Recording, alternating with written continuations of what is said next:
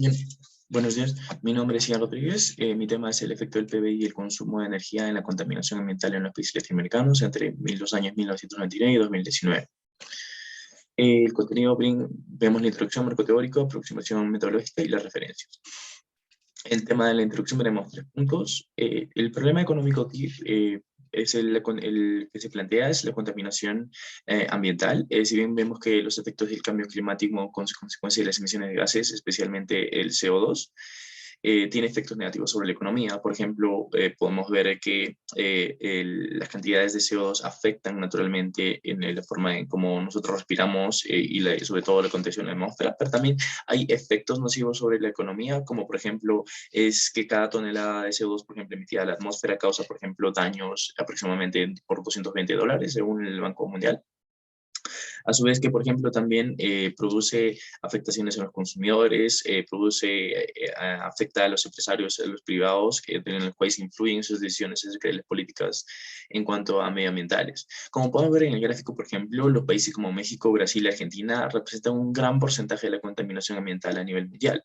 Este gráfico de 2008 a 2018 podemos ver que hay una cierto avance o en todo caso hay un incremento significativo en cuanto a la contaminación que estos países emiten.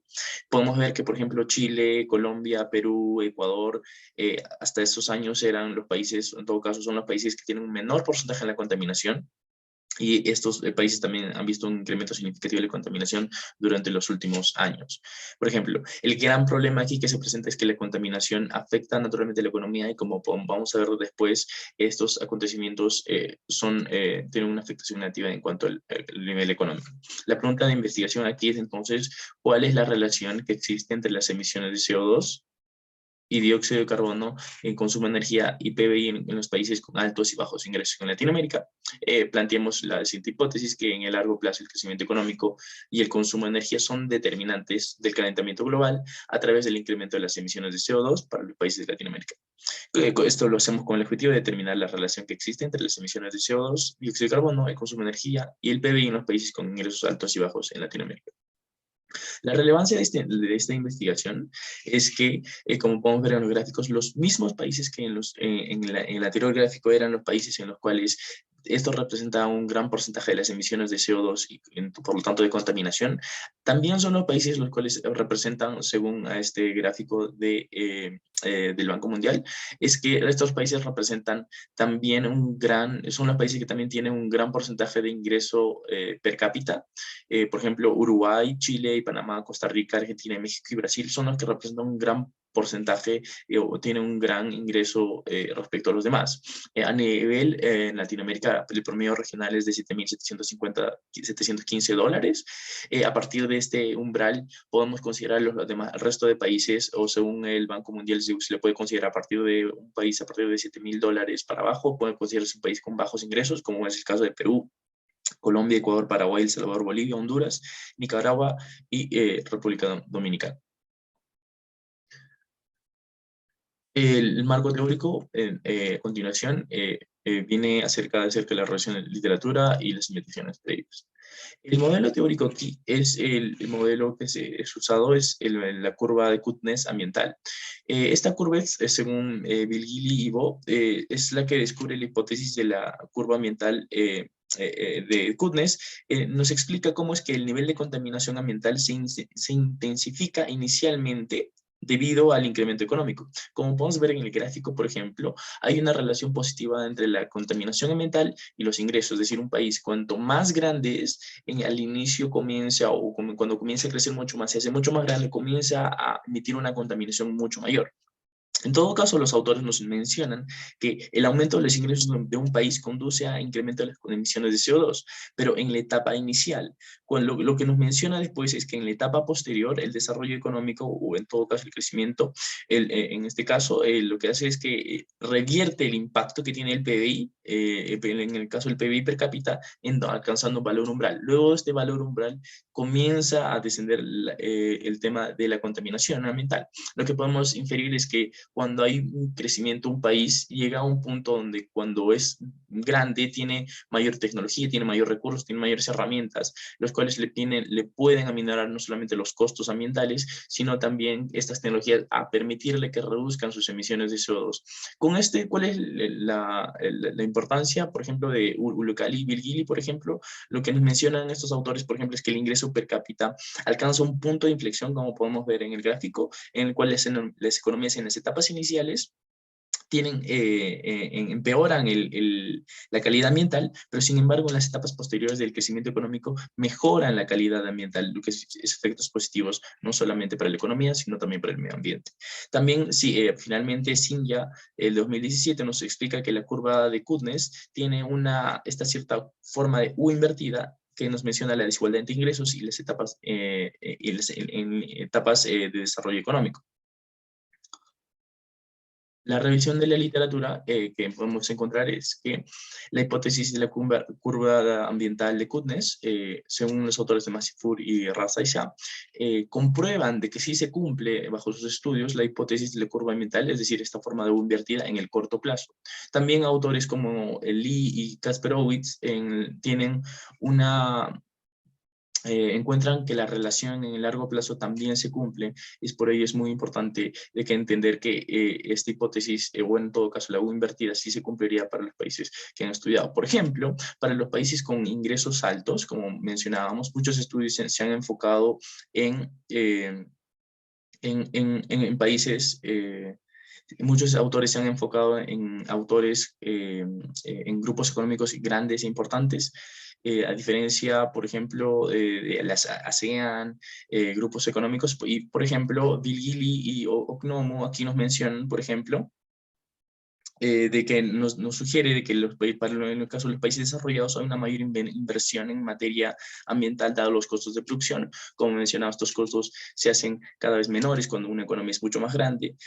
A su vez, podemos entender que también para el tema que a nosotros nos importa, los países con ingresos bajos, por ejemplo, como son NFAC y BIN, mencionan, por ejemplo, NFAC realizó estudios para Argelia, Egipto y Sudáfrica, y, por ejemplo, encontró que también se cumple la curva de Kutnes para estos países con ingresos bajos, así como BIN nos comenta cómo es que para 12 países de África Oriental, las actividades económicas en estos países, entre la relación per cápita y las emisiones de CO2, tienen una forma de campana o esta forma de U invertida.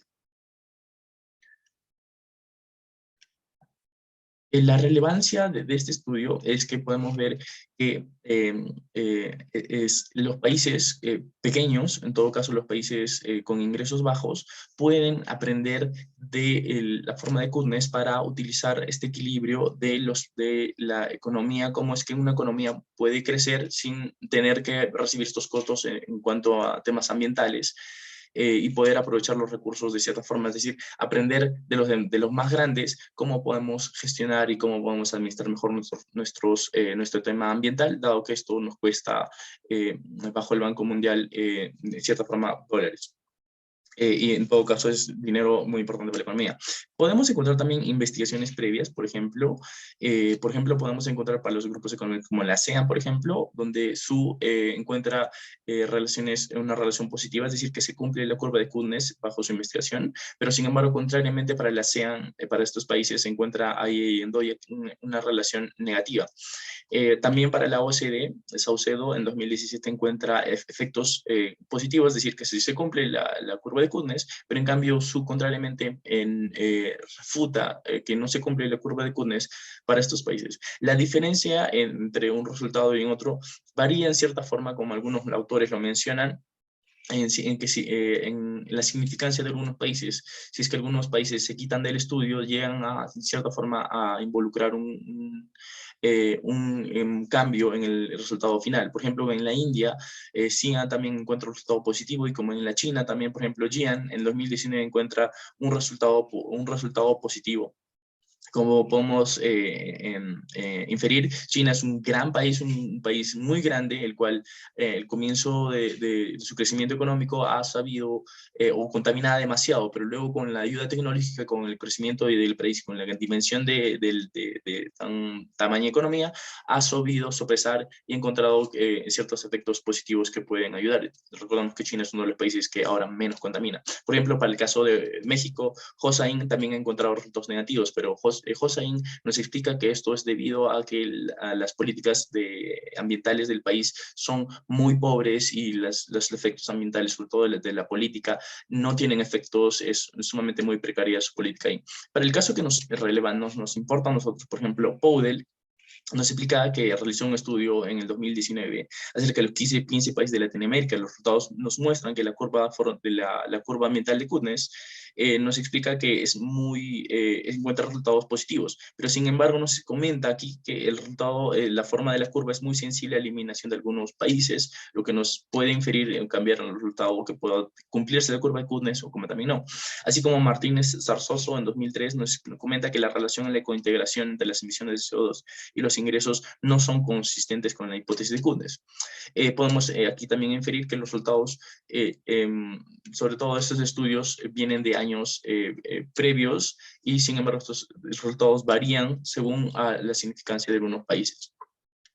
La aproximación metodológica que nosotros consideramos, o en todo considero, una propuesta metodológica según la literatura, por ejemplo, de Dogan y Oikonomo, es la pruebas de integración que han usado para los estudios para reforzar su hipótesis. Entendemos también de que con el fin de entender la relación en el largo plazo entre las emisiones de CO2 y consumo de energía y el PBI, utilizamos la fórmula que está ahí, sacando el logaritmo para poder entenderla mejor. Entonces, entendemos que la primera parte de la fórmula es el logaritmo de las emisiones de CO2 de cada país en el periodo T. Podemos entender esto como también bajo los autores de Zhao y Pao, y Apegis y Payne y Olsiloglu.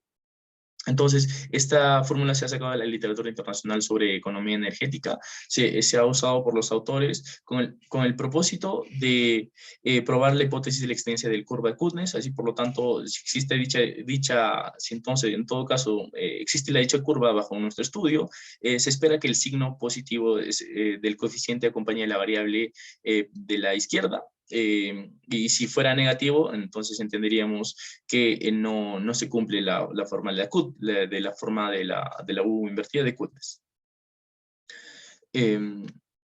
Consecuentemente, también tenemos los datos y metodología utilizados. La variable sería las emisiones de CO2, de dióxido de carbono, el PIB per cápita, el consumo de energía.